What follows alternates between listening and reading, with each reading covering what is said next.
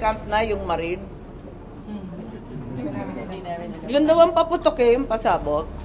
Diba?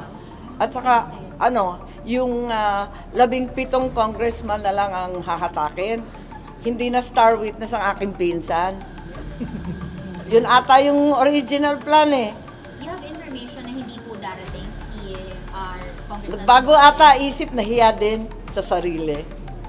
Nagbago ang isip, hindi na a-attend ang information ninyo. Kasi ang dating narinig ko, magiging state witness, siya ang magiging star witness, bibigyan ng witness protection.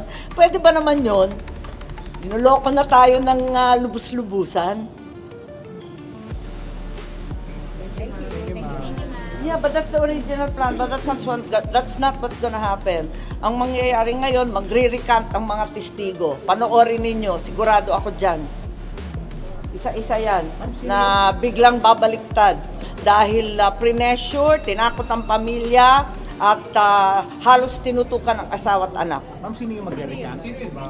Alam na ninyo kung sino yung pinakamatindi ang testimonya. Si Gutesa pa yun? Si Gutesa po ba yun? Kasi pinakamabigat ang kanyang testimonya. Dahil doon, may personal knowledge at matapang na ibinunyag ang lahat. Talaga naman, tinakot ng todo-todo ang mga pobreng testigo. Hindi tama itong gawain nila. Ma'am, si Gutesa lang ba or may iba pang witness na magre-recant? Sorry? Intention po ba na may pagtakpan dun sa mga...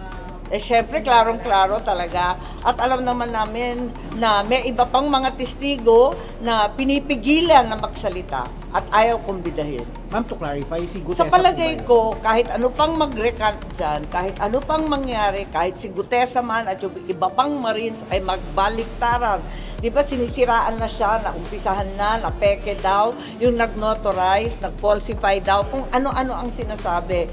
Wala naman naniniwala na sa inyo.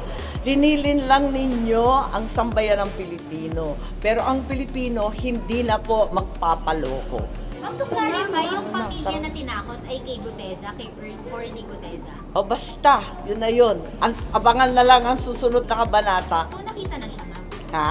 Si Gutesa nakita na po. Basta, oo. Basta alam ko na magbabaliktaran ang mga testigo. Asahan ninyo. Tinakot ng tinakot. Tapos, yung mga gustong magsalita pa ay itinago o talagang sinabihan na huwag nang magsalita. Pero ang buong kapulungan nalalaman ng katotohanan. Nakita naman natin ang daan-daang namatay sa flood control. Nakita naman natin ang mga bahay na nasira. Alam naman natin ang katiwalian at kilala natin ang mga mukha ng mga gumawa. Ma'am, sino yung nasa likod ng pananakot? Sorry? Nasa likod ng pananakot? Oo naman. Sino? Sino? Hindi ko alam. Yung mga kaya manakot at yung mga takot na sila ang madadali.